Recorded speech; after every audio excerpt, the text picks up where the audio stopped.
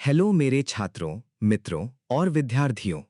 अब हम एक नए चैप्टर की तरफ बढ़ते हैं जिसका नाम है cardiac output.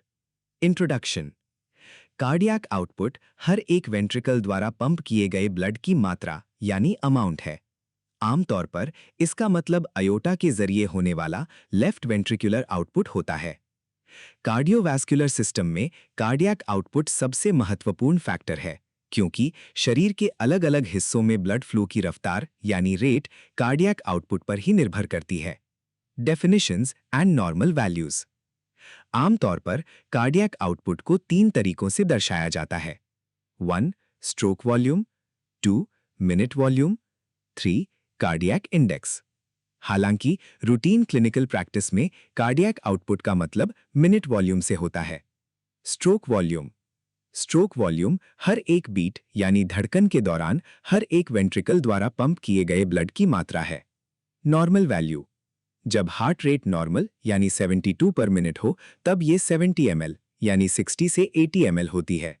Minute volume. Minute volume एक मिनट में हर एक वेंट्रिकल द्वारा पंप किए गए ब्लड की मात्रा है। ये स्ट्रोक वॉल्यूम और हार्ट रेट का प्रोडक्ट यानी गुना होता है। Minute volume equals stroke volume into heart rate. Normal value 5 litres पर वेंट्रिकल पर minute. Cardiac index. Cardiac index minute volume है जिसे बॉडी सरफेस एरिया के स्क्वायर मीटर के संबंध यानी रिलेशन में दर्शाया जाता है। इसे हर वेंट्रिकल द्वारा per minute per square metre body surface area pump किए गए ब्लड की मात्रा के रूप में डिफाइन किया जाता है। Normal value. एक एडल्ट में जिसका average body surface area 1.734 square metre और normal minute volume 5 litres per minute है, वहां ये 2.8 plus minus 0.3 litres per square metre per minute होता है। Ejection fraction. Ejection fraction end diastolic volume का वो हिस्सा यानी फ्रैक्शन है जो हर वेंट्रिकल द्वारा बाहर निकाला यानी इजेक्ट किया जाता है। नॉर्मल इजेक्शन फ्रैक्शन 60% से 65% होता है। इसके डिटेल्स के लिए चैप्टर 91 देखें। Cardiac reserve. Cardiac reserve blood की वो अधिकतम यानी मैक्सिमम मात्रा है जो हार्ट नॉर्मल वैल्यू से ऊपर पंप कर सकता है। एक्सरसाइज जैसी कंडीशंस में कार्डियक आउटपुट बढ़ाने में कार्डियक रिजर्व एक महत्वपूर्ण भूमिका निभाता है। ये नया नया कॉलर लड़का आता है ना, तू उनको ट्रेनिंग देगा। ये किडनैपिंग वगैरह का चिरकुट केस अपना डीएसपी पाट कर संभालेगा। एक्सरसाइज के स्ट्रेस को झेलने के लिए ये बेहद जरूरी है। कार्डियक रिजर्व को आमतौर पर परसेंटेज में दर्शाया जाता है। एक नॉर्मल जवान हेल्दी एडल्ट में कार्डियक रिजर्व 300% से 400% होता है। बुढ़ापे में ये लगभग 200% से 250% होता है। एथलीट्स में ये बढ़कर 500% से 600% हो जाता है। हार्ट की बीमारियों यानी कार्डियक डिजीजेज में कार्डियक रिजर्व बहुत कम या बिल्कुल खत्म यानी निल हो जाता है। Variations in cardiac output. Physiological variations. 1. Age. बच्चों में ब्लड वॉल्यूम कम होने की वजह से कार्डियक आउटपुट कम होता है, लेकिन बॉडी सरफेस एरिया कम होने की वजह से उनका कार्डियक इंडेक्स एडल्ट से ज्यादा होता है। 2. सेक्स। फीमेल्स में ब्लड वॉल्यूम कम होने की वजह से कार्डियक आउटपुट मेल्स के मुकाबले कम होता है। बॉडी सरफेस एरिया कम होने की वजह से उनका कार्डियक इंडेक्स मेल से ज्यादा होता है। 3. Body build. शरीर की बनावट यानी बॉडी बिल्ड जितनी बड़ी होगी कार्डियक आउटपुट उतना ही ज्यादा होगा। 4. डायूर्नल वेरिएशन। सुबह जल्दी कार्डियक आउटपुट कम होता है और दिन के समय बढ़ता है। यह व्यक्ति की बेसल कंडीशंस पर निर्भर करता है। 5. Environmental temperature. टेम्परेचर में मामूली बदलाव कार्डियक आउटपुट को प्रभावित नहीं करता, लेकिन 30 डिग्री सेल्सियस से ऊपर टेम्परेचर बढ़ने पर कार्डियक आउटपुट बढ़ जाता है। 6. Emotional conditions. एंजाइटी यानी चिंता, डर और उत्तेजना यानी एक्साइटमेंट में कैटेकोलामाइंस रिलीज होते हैं जो हार्ट रेट और कंट्रैक्शन की ताकत बढ़ा देते हैं, जिससे कार्डियक आउटपुट लगभग 50% से 100% बढ़ जाता है। 7. After meals. खाना खाने के बाद पहले 1 घंटे के दौरान कार्डियक आउटपुट बढ़ जाता है। 8. एक्सरसाइज। एक्सरसाइज के दौरान हार्ट रेट और कंट्रैक्शन की फोर्स बढ़ने से कार्डियक आउटपुट बढ़ता है। 9. High altitude. ऊंचाई वाले इलाकों यानी हाई एल्टीट्यूड में एड्रेनलिन के सिक्रीशन बढ़ने की वजह से कार्डियक आउटपुट बढ़ जाता है। हाइपोक्सिया यानी ऑक्सीजन की कमी एड्रेनलिन सिक्रीशन को स्टिमुलेट करती है। 10. पोस्चर। लेटी हुई हालत यानी रिकम्बेंट से खड़ी हालत यानी अपराइट में आने पर कार्डियक आउटपुट कम हो जाता है। 11. प्रेगनेंसी। प्रेगनेंसी के आखिरी महीनों में कार्डियक आउटपुट 40% तक बढ़ जाता है। 12. स्लीप। नींद के दौरान कार्डियक आउटपुट थोड़ा कम हो जाता है या फिर उतना ही रहता है यानी unaltered. Pathological variations. Increase in cardiac output इन हालातों में बढ़ता है। फीवर, ऑक्सीडेटिव प्रोसेसेस बढ़ने की वजह से। अनीमिया, हाइपोक्सिया, ऑक्सीजन की कमी की वजह से। हाइपरथायरॉयडिज्म, बेसल मेटाबॉलिक रेट बढ़ने की वजह से। डिक्रीज इन कार्डियक आउटपुट इन हालातों में कम होता है। हाइपोथायरॉयडिज्म, बेसल मेटाबॉलिक रेट कम होने की वजह से। एट्रियल फिब्रिलेशन, वेंट्रिकल्स के पूरी तरह न भर पाने यानी इनकम्प्लीट फिलिंग की वजह से। Incomplete heart block with coronary sclerosis या मायोकार्डियल डीजेनरेशन, हार्ट के डिफेक्टिव पंपिंग एक्शन की वजह से। कंजेस्टिव कार्डियक फेलियर, हार्ट के कमजोर कॉन्ट्रैक्शंस की वजह से। शॉक, खराब पंपिंग और सर्कुलेशन की वजह से। हेमरेज, ब्लड वॉल्यूम कम हो जाने की वजह से। Distribution of cardiac output, right ventricle द्वारा पंप किया गया पूरा ब्लड लंग्स, फेफड़ों में जाता है, लेकिन लेफ्ट वेंट्रिकल द्वारा पंप किया गया ब्लड शरीर के अलग अलग हिस्सों में डिस्ट्रीब्यूट होता है। कार्डियक आउटपुट का कितना हिस्सा, फ्रैक्शन, किसी खास रीजन या ऑर्गन को जाएगा, ये उस ऑर्गन की मेटाबॉलिक एक्टिविटीज पर निर्भर करता है। Distribution of blood pumped out of left ventricle. Left ventricle से निकलने वाले ब्लड का अलग अलग ऑर्गन्स में डिस्ट्रीब्यूशन और कार्डियक आउटपुट का परसेंटेज टेबल 98.1 में दिया गया है। हार्ट, जो कि बाकी सारे ऑर्गन्स को ब्लड पंप करता है, उसे सबसे कम मात्रा में ब्लड मिलता है। लिवर को सबसे ज्यादा मात्रा में ब्लड मिलता है। Factors maintaining cardiac output. Cardiac output को 4 फैक्टर्स द्वारा मेंटेन या निर्धारित किया जाता है। Venous return, force of contraction, heart rate, peripheral resistance. 1. Venous return. Venous return blood की वो मात्रा है जो शरीर के अलग अलग हिस्सों से हार्ट में वापस आती है। जब यह बढ़ता है तो वेंट्रिकुलर फिलिंग और कार्डियक आउटपुट भी बढ़ जाते हैं। इस तरह कार्डियक आउटपुट वीनस रिटर्न के डायरेक्टली प्रोपोर्शनल होता है, बशर्ते कि दूसरे factors force of contraction, heart rate और पेरिफेरल रेजिस्टेंस कांस्टेंट रहें। वीनस रिटर्न खुद 5 फैक्टर्स पर निर्भर करता है: respiratory pump, muscle pump, gravity, Venus pressure, sympathetic tone. Respiratory pump. Respiratory pump वो रेस्पिरेटरी एक्टिविटी है जो इंस्पिरेशन यानी सांस अंदर लेने के दौरान ब्लड को हार्ट तक वापस लाने में मदद करती है। इसे एब्डोमिनोथोरैसिक पंप भी कहा जाता है। इंस्पिरेशन के दौरान थोरैसिक कैविटी फैलती है और इंट्राथोरैसिक प्रेशर को और भी ज्यादा नेगेटिव बना देती है। इससे इंफीरियर वेना केवा का डायमीटर बढ़ जाता है, जिसके परिणाम स्वरूप वीनस रिटर्न बढ़ जाता है।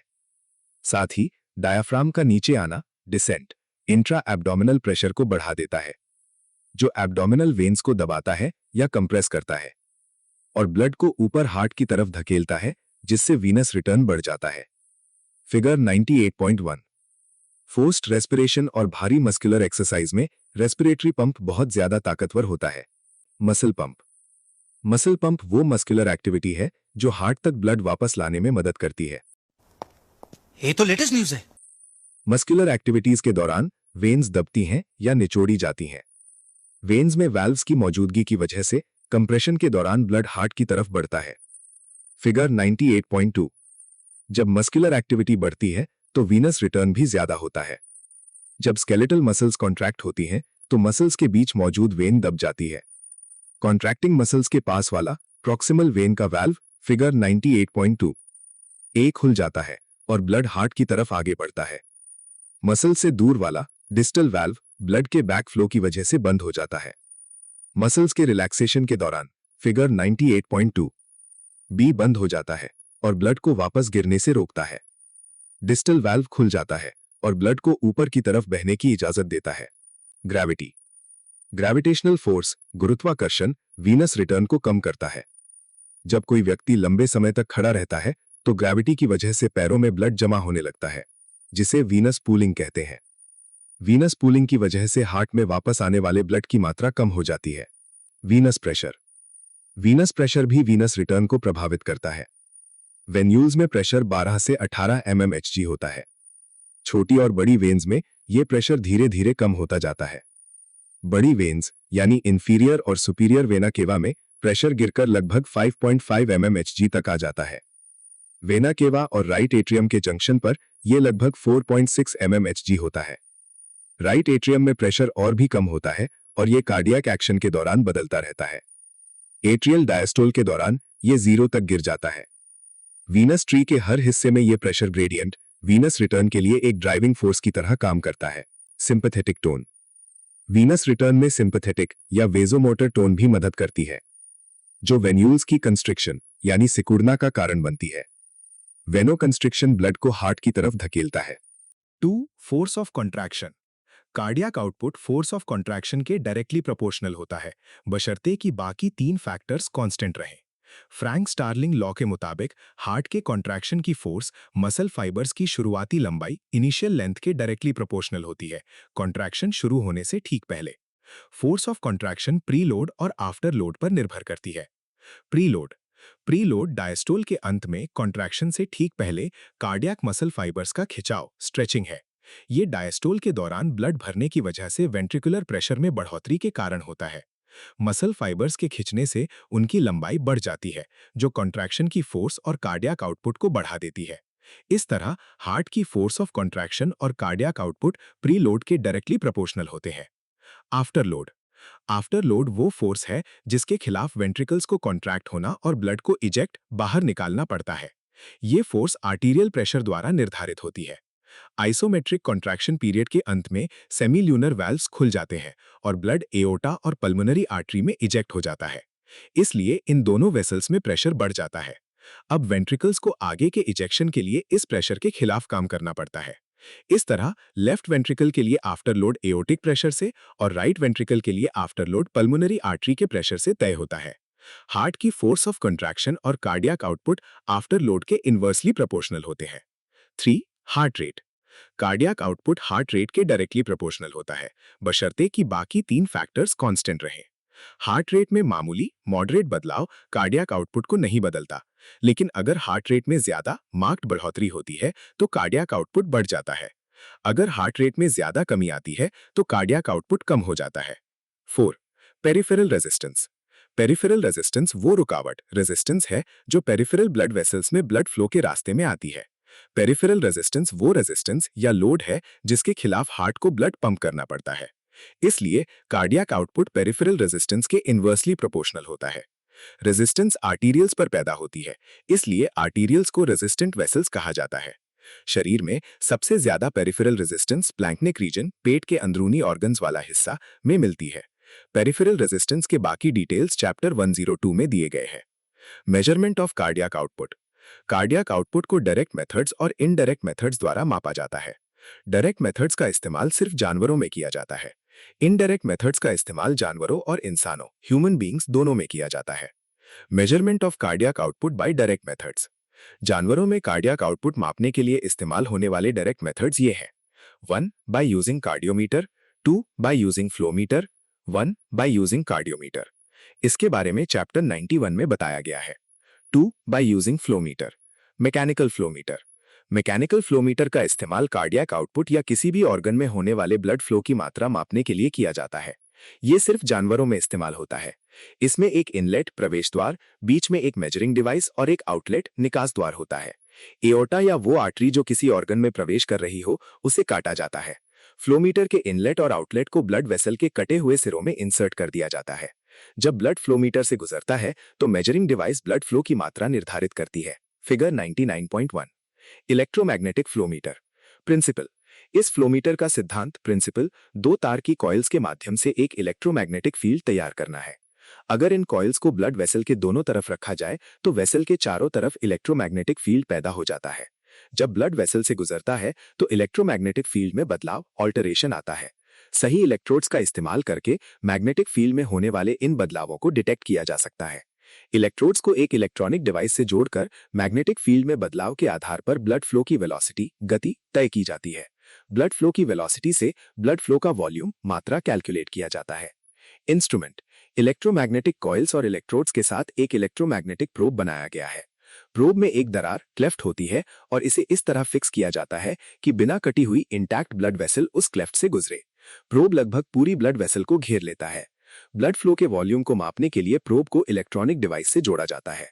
इस फ्लोमीटर का फायदा यह है कि ब्लड वेसल को काटने की जरूरत नहीं पड़ती। Ultrasonic Doppler flowmeter.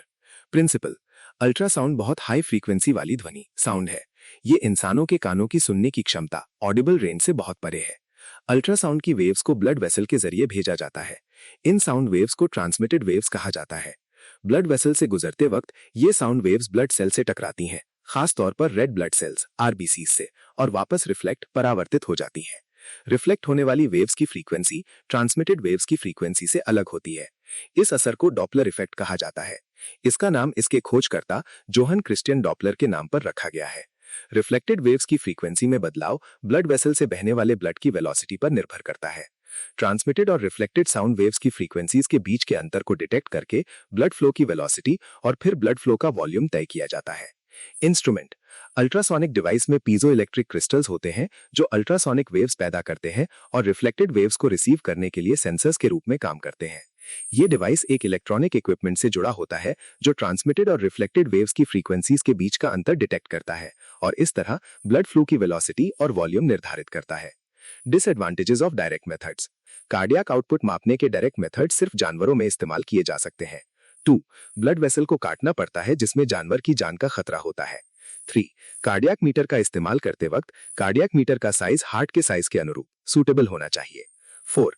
Mechanical flowmeter का इस्तेमाल करते वक्त फ्लोमीटर के इनलेट और आउटलेट का डायामीटर ब्लड वेसल के डायामीटर के बराबर होना चाहिए। Measurement of cardiac output by indirect methods. Cardiac output मापने के लिए कई मेथड्स अवेलेबल हैं। हर मेथड के अपने फायदे और नुकसान हैं। आगे बोल। नहीं बता। बता भाई भाई भाई मेरा भाई तो सुन के क्या करेगा यार? तू क्या बता लो करेगा? मेरा बता अच्छा, सुन। बता। आमतौर पर सुरक्षित यानी सेफ और सटीक यानी एक्यूरेट मेथड को प्रायोरिटी दी जाती है। सुरक्षा के लिहाज से हमेशा नॉन इन्वेजिव मेथड्स को बेहतर माना जाता है। इन्वेजिव मेथड को भी तभी स्वीकार किया जाता है जब वो सटीक रिजल्ट्स देता हो। कार्डियक आउटपुट की मेजरमेंट के अलावा आजकल इन मेथड से दूसरे हीमोडायनेमिक डेटा और हार्ट के वाल्व्स और चेंबर्स की बनावट यानी स्ट्रक्चर और हलचल यानी मूवमेंट्स के बारे में उपयोगी जानकारी मिलने की उम्मीद की जाती है। Invasive and non invasive methods. Invasive method उस प्रोसीजर को कहते हैं जिसमें हेल्दी टिश्यूज, ऑर्गन्स या शरीर के हिस्सों में परफोरेशन यानी छेद, पंक्चर, इंसिजन यानी कट, इंजेक्शन या कैथेटराइजेशन के माध्यम से प्रवेश यानी इन्वेजन किया जाता है। नॉन इन्वेजिव मेथड का मतलब है वो प्रोसीजर जिसमें टिश्यूज, ऑर्गन्स या शरीर के हिस्सों में कोई प्रवेश या पेनिकेशन नहीं होता। Different indirect methods. Cardiac output मापने के लिए इस्तेमाल होने वाले इनडायरेक्ट मेथड्स ये हैं। 1. By using Fick principle. 2. Indicator यानी dilution technique. 3. Thermodilution technique. 4. Ultrasonic Doppler transducer technique. 5. Doppler echocardiography. 6. Ballistocardiography. 1. By using Fick principle. Adolf Fick ने 1870 में फिक प्रिंसिपल को डिस्क्राइब किया था। इस सिद्धांत यानी प्रिंसिपल के मुताबिक किसी ऑर्गन या पूरे शरीर द्वारा एक यूनिट टाइम में ली गई यानी टेक अप या बाहर निकाली गई यानी गिवन आउट किसी सब्सटेंस की मात्रा उस ऑर्गन से बहने वाले ब्लड और उस सब्सटेंस के आर्टीरियो वीनस डिफरेंस यानी आर्टरी और वेन के बीच का अंतर का गुणा यानी प्रोडक्ट होती है। सब्सटेंस की मात्रा बराबर ब्लड फ्लो पर मिनट गुना आर्टीरियो वीनस डिफरेंस। उदाहरण के लिए लंग से बहने वाला ब्लड बराबर 5000 ml per minute. Arterial blood में O2 कंटेंट बराबर 20 ml पर 100 ml ब्लड। वीनस ब्लड में O2 कंटेंट बराबर 15 ml पर 100 ml ब्लड। लंग से ब्लड में जाने वाली ऑक्सीजन बराबर 5000 गुना 20-15/100 बराबर 250 ml पर मिनट।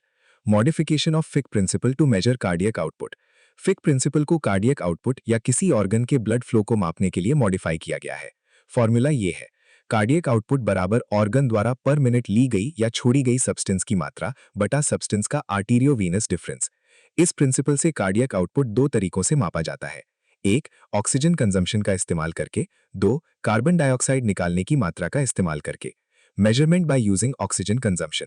शरीर में एक निश्चित समय में कंज्यूम हुई ऑक्सीजन को लंग्स के आर्टीरियो वीनस डिफरेंस से डिवाइड करके कार्डियक आउटपुट निकाला जाता है।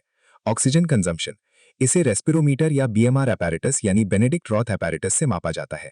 आर्टीरियल ब्लड में ऑक्सीजन, किसी भी आर्टरी से ब्लड लेकर गैस एनालिसिस द्वारा O2 कंटेंट पता किया जाता है। वीनस ब्लड में ऑक्सीजन, इसके लिए सिर्फ मिक्स्ड वीनस ब्लड का इस्तेमाल होता है क्योंकि अलग वेन्स में O2 लेवल अलग होता है। इसे फोरआर्म की बसिलर वेन से कैथेटर डालकर राइट एट्रियम या पल्मोनरी आर्टरी से कलेक्ट किया जाता है।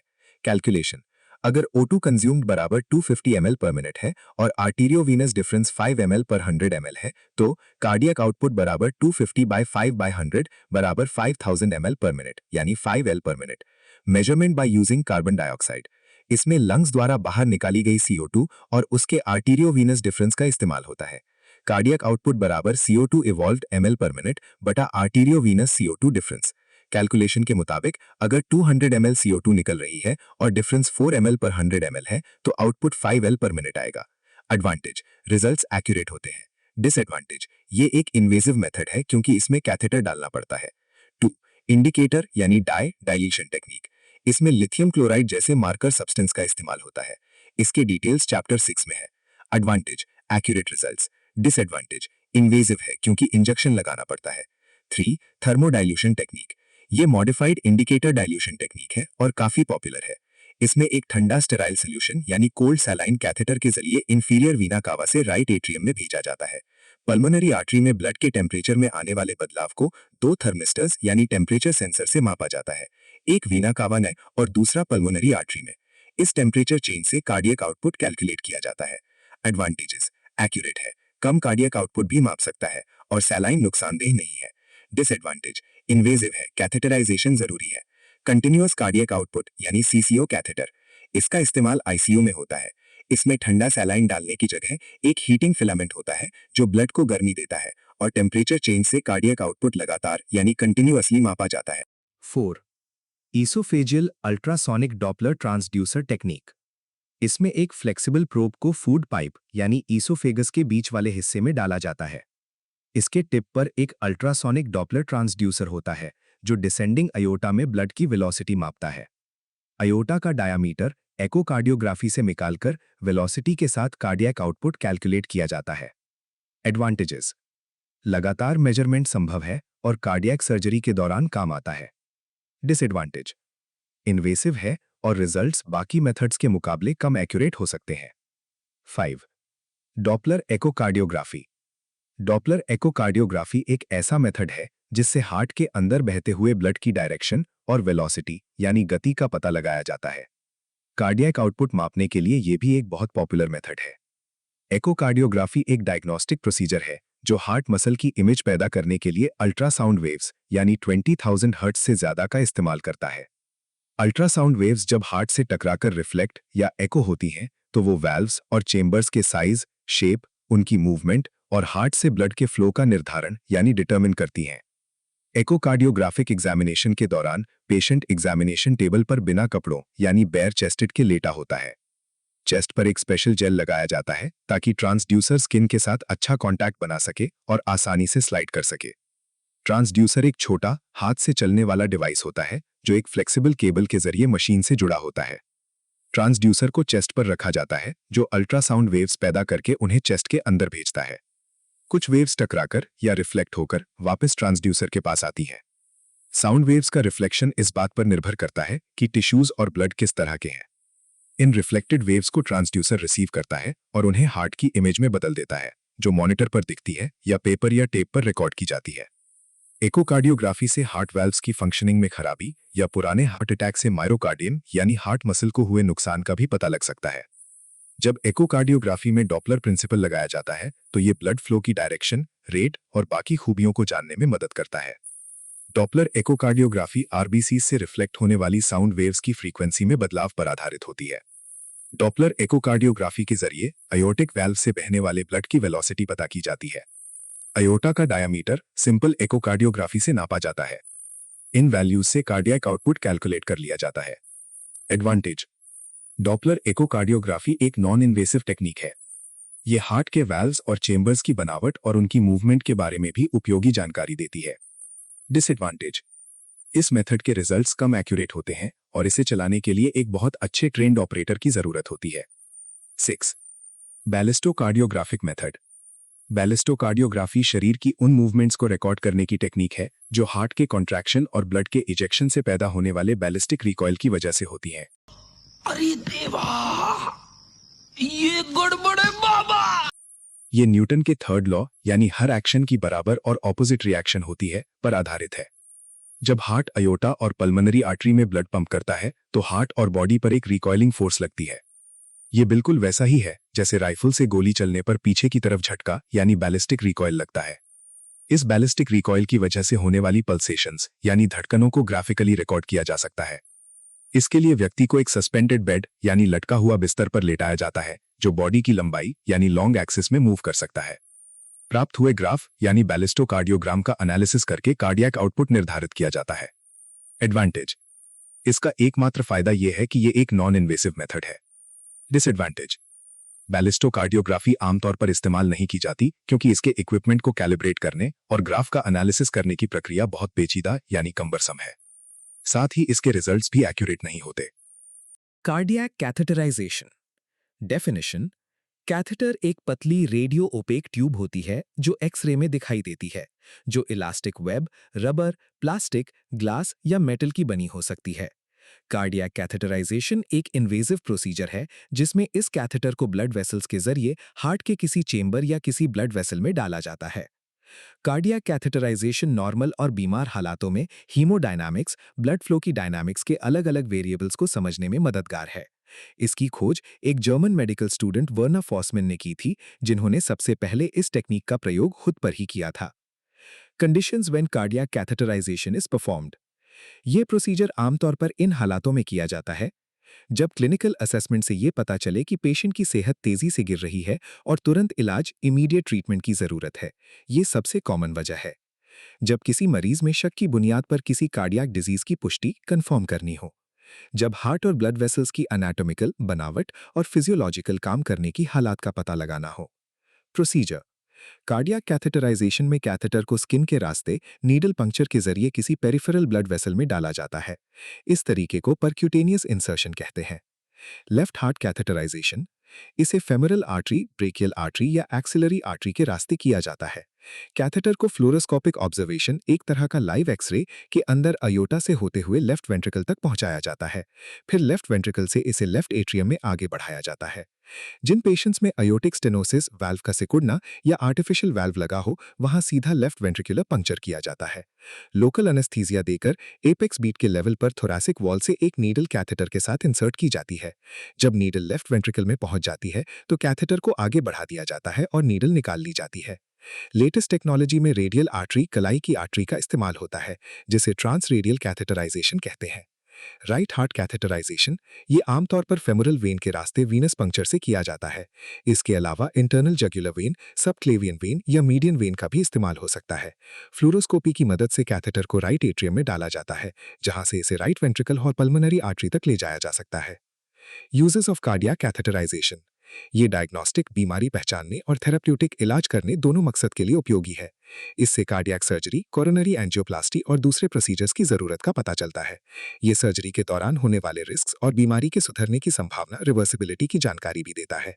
डायग्नोस्टिक यूजेस: ब्लड सैंपल्स: इसके जरिए ब्लड सैंपल्स कलेक्ट किए जाते हैं ताकि ऑक्सीजन सैचुरेशन और लैक्टेट जैसे इश्केमिक मेटाबोलाइट्स की कॉन्सेंट्रेशन को मापा जा सके। Cardiac output: Fick principle, indicator dilution या थर्मोडाइल्यूशन टेक्निक से कार्डियक आउटपुट मापा जाता है।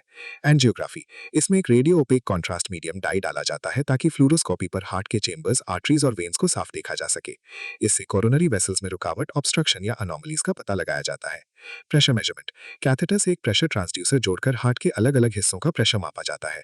राइट हार्ट कैथेटराइजेशन से right atrial, right ventricular, pulmonary arterial और pulmonary capillary wedge pressure. Left heart catheterisation से अयोटिक, लेफ्ट वेंट्रिकुलर और left atrial pressure. Therapeutic uses of cardiac catheterisation: interventional cardiology. Interventional cardiology cardiology की वो branch है जो traditional surgical procedures, चीर-फाड़ वाली surgery को cardiac catheterization के जरिए अंजाम देती है। ये नीचे दिए गए कामों में मदद करती है। 1. थ्रोम्बोलिसिस। थ्रोम्बोलिसिस जिसे रिपरफ्यूजन थेरेपी भी कहते हैं, वो प्रोसीजर है जिसमें कोरोनरी आर्टरी के अंदर जमे हुए थ्रोम्बस ब्लड क्लॉट को तोड़ा और घोल दिया जाता है। ये उन पेशेंट्स के लिए होता है जिन्हें कोरोनरी थ्रोम्बस की वजह से acute myocardial infarction heart attack आया हो। कार्डियक कैथेटराइजेशन के जरिए थ्रोम्बोलिटिक एजेंट्स को सीधा कोरोनरी आर्टरी के अंदर डाला जाता है। Thrombolytic agents I tissue plasminogen activator TPA, streptokinase, urokinase, ये सारे एजेंट्स प्लाज्मिनोजन को प्लाज्मिन में बदल देते हैं। प्लाज्मिन क्लॉट के अंदर के फाइब्रिन को तोड़ देता है जिससे ब्लड फ्लो दोबारा नॉर्मल हो जाता है। 2. Percutaneous transluminal coronary angioplasty PTCA. Coronary angioplasty का मतलब है मैकेनिकल तरीकों से ब्लड वेसल्स के सिकुड़े हुए या पूरी तरह बंद रास्ते ल्यूमेन को ठीक करना। पीटीसीए में कैथेटर के टिप पर एक बलून लगा होता है। जब कैथेटर आर्टरी के सिकुड़े हुए हिस्से में पहुंचता है तो बलून को फुलाया जाता है जिससे आर्टरी फैल जाती है। कई बार आर्टरी को फैला हुआ रखने के लिए वहां एक स्टेंट, एक फैलने वाली तार की जाली कैथेटर के जरिए फिट कर दी जाती है ताकि वेसल दोबारा ना सिकुड़े। 3. Laser coronary angioplasty. इसमें कैथेटर का इस्तेमाल लेजर एनर्जी छोड़ने के लिए किया जाता है। जब लेजर एनर्जी को बंद कोरोनरी आर्टरी में डाला जाता है तो ये वहां जमे हुए एथेरोस्क्लेरोटिक प्लैक फैटी डिपॉजिट को वेपराइज भाप बनाकर खत्म कर देती है। इस टेक्निक को लेजर कोरोनरी एंजियोप्लास्टी कहते हैं। 4. Catheter oblation. कैथेटर अब्लेशन वो प्रोसीजर है जिसमें हार्ट के उस टिश्यू को खत्म डिस्ट्रॉय किया जाता है जो इलेक्ट्रिकल पाथवे को ब्लॉक कर रहा हो या गलत इलेक्ट्रिकल इंपल्सेस पैदा कर रहा हो। इस वजह से कार्डियक अरिथमिया, धड़कन का बिगड़ना जैसे सुप्रावेंट्रिकुलर टैकीकार्डिया एसवीटी या वुल्फ पार्किंसन वाइट सिंड्रोम होता है। प्रोसीजर। कैथेटर जिसके टिप पर इलेक्ट्रोड्स होते हैं को फेमोरल वेन या सबक्लेवियन वेन के रास्ते हार्ट तक पहुंचाया जाता है। जब कैथेटर राइट एट्रियम में पहुंचता है तो अरिथमिया को इंड्यूस पैदा किया जाता है। कैथेटर के इलेक्ट्रोड्स इलेक्ट्रिकल पोटेंशियल्स रिकॉर्ड करते हैं। इस रिकॉर्डिंग से गलत इलेक्ट्रिकल साइट का बिल्कुल सही पता लगाया जाता है जिसे इलेक्ट्रिकल मैपिंग कहते हैं। एक बार खराब जगह कंफर्म हो जाए तो रेडियो फ्रीक्वेंसी एनर्जी का इस्तेमाल करके उस छोटे से टिश्यू को खत्म कर दिया जाता है जो हार्ट की रिदम बिगाड़ रहा था। इसके अलावा टिश्यू को बहुत ज्यादा ठंडक फ्रीजिंग से भी खत्म किया जा सकता है जिसे क्रायो अब्लेशन कहते हैं। इससे हार्ट की हेल्दी रिदम वापस आ जाती है। Buy myself another bottle, I don't even check the price. Black jacket on me, looking cute, make sure she looking twice. I don't even wanna go out. It's still cold.